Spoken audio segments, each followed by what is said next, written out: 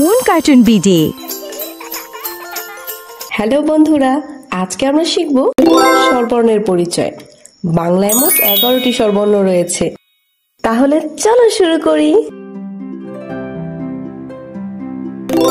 স্বরে অ, স্বরে আ, হর্ষই, দীর্ঘই, হর্ষৌ, দীর্ঘ, রি, এ, ওই, ও, ও। চলো একসাথে পড়ি। স্বরে অ, স্বরে আ, হর্ষই, দীর্ঘই, রস্যাউ, দীর্ঘ, রি, এ, ওই, ও, ও। তুমি পেরেছো।